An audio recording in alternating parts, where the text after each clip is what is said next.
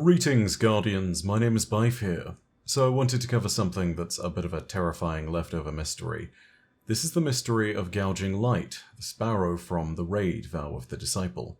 The sparrow in itself isn't all that interesting. I mean, sure, it has the cool fractal patterns that come from its engines and they look similar to Rolk's resonance energy. That's a cool flavor thing, but the appearance of the sparrow isn't the reason the sparrow is interesting. As is usually the case, it's what you can read from its lore. What if I told you that Amanda Holliday reconstructed this sparrow after the first iteration of it was nuked?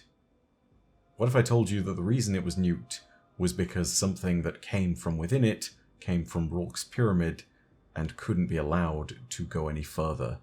It's about to get strange here. I don't even have all the answers to this one, but be prepared to lock in for a very interesting and, honestly, open-ended mystery. So, what's going on with Gouging Light? Well, let's go ahead and read the flavor text on the lore tab, and then we can focus in on some specific bits and pieces. All told, I can't believe Holliday was able to put it back together. Not a lot left after a small-scale nuclear blast. In the moment his sparrow crashed, there was no time. To react, to brace, to think. There was, however, an instant for him to feel an unbearable, brief eternity when everything in Marco's world was pain. Nothing else existed. Just the simple, sharp agony that made up his whole universe. And just as quickly, it was gone. Stillness.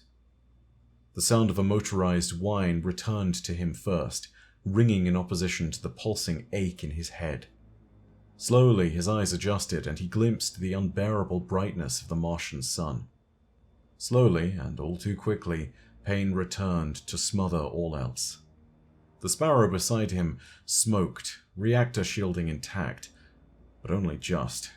He eyed a long gouge in the ground where the bike had bottomed out and scraped its way across the ruddy landscape, where it had rolled over his. He looked down at what was still attached of the leg. Broken, twisted meat. Bile caught in his throat and he choked it down before realizing the mangled limb was the only corner of his flesh free from pain. The sun roils. White beyond white, plumes lick wounds. Hope births agony, births stillness. Strained electro-mariachi music still sputtered through the sparrow's speakers. Marco struggled to inhale, and a flutter in his chest hinted at a punctured lung. Punctured. His ragged breath caught, and he looked for the sample containers, packed so carefully and cautiously by the Guardians who'd survived the raid on the Throne World Pyramid. His gaze fell on container 6010, lying cracked against a spar of basalt. Yawning plasma. Thick embrace. Light gouging light. Only warm shadows. Black veins snaked through the red dust, through the wreckage. Hand-delivered glory strips pain from those too weak to savor. They wound through the soil, and where flesh met dirt, had already traced into his limb. The sparrow's carriage throbbed like a heart, and Marco could feel the hymnal rhythm in his leg. Worlds burned free, sweet, still ash. Visions crowded his mind, spilling into his mouth and lungs, threatening to drown him in bliss. His shattered leg turned and popped and righted itself, and euphoria filtered through him where pain should be. Deep, still, safe embrace. He dragged his sidearm from its holster, gasping as he took careful aim at the cracked reactor shielding. So soft and still. His mind tore free, and in an unbearable, brief eternity, he gulped one final breath. Lie still. What remained of Marco squeezed the trigger. So that's how this sparrow, that was carrying all the things that had been recovered from the raid on the pyramid in the Throne World, got nuked on the sands of Mars probably on the way back to the Enclave if I had to make a guess, so that they could be reported to the Hidden and Ikora Ray. And from here, we have a whole lot of questions. One quick thing I want to point out before we go any further is to do with syntax.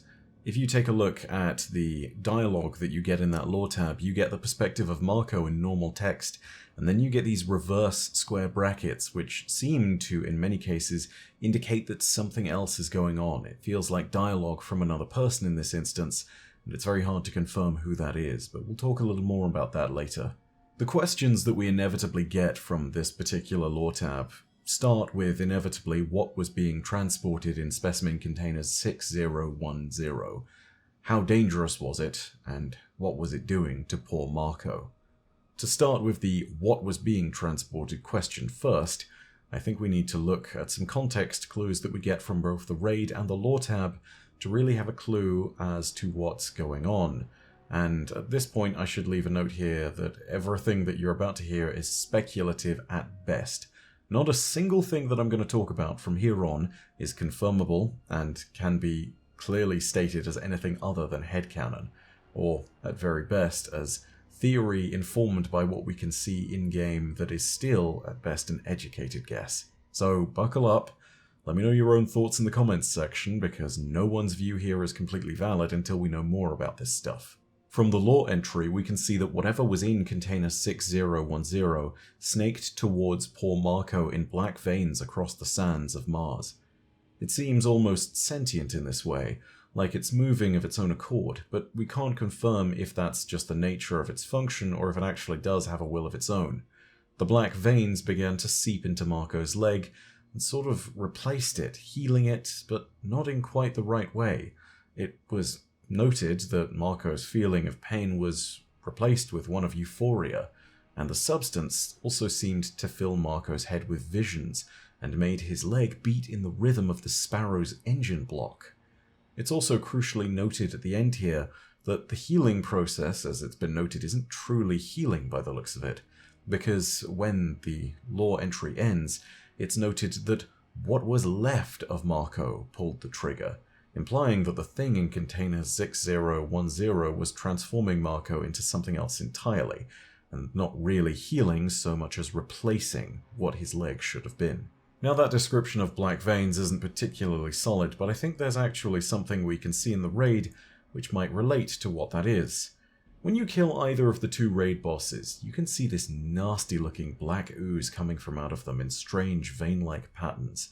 They seem to commonly form in what looks at first like right angles, but then quickly seems to descend into more of a root-like structure, a little bit like the symbols on the side of various walls in the raid that you can see in the upended. It just sort of grows outwards in singular lines that break off. You can also see something similar on the side of the upended, but I don't believe the two are actually related. It's just kind of similar. And ultimately, I mean, look at this thing. It's like the root system of a tree, arcing out in all directions, almost as if searching for something. If you sit around and wait for the caretaker to finish the animation on this one, it goes for quite a while, and the root system grows pretty big. Now, this to me is the closest we can see to something that fits that description of black veins. But again, I don't know if the two are connected. We don't actually know what this stuff is, but the fact that it bursts out of Rulk and out of the backpack of the caretaker, which creates the resonant suns, sometimes referred to as bees or fish, tells us that we're dealing with some kind of dark energy. So if, and that's a big if, but nonetheless, if the stuff that comes out of the caretaker and Rulk when they die is related to the substance in container 6010, then there's clearly some kind of potent dark energy within it, something that is clearly harnessed by the Witness and its minions. What's more, the dialogue throughout the entire lore tab seems to imply that the substance was talking to Marco almost. That's that overwhelming thoughts that we were getting with the triple square brackets intermediately throughout the entirety of the lore tab. We're going to go ahead and run a really scary theory here, and I'm going to go ahead and remind you again that none of this is confirmed. So again, go wild with your own thoughts in the comments section, but these are my thoughts. We've seen a ton of stuff in this expansion about how the darkness, and particularly objects like the relic, are linked to the dark power of Deep Sight. It generally implies that the darkness and its power is linked to memory. The Hidden Investigation Board links to this even more with speculation on the nature of how the Witness took Mars and caused some areas of it to be overrun with temporal anomalies. Now let's take a wild leap and assume that the contents of container 6010 are in fact salvaged from where we see the black veins in the raid.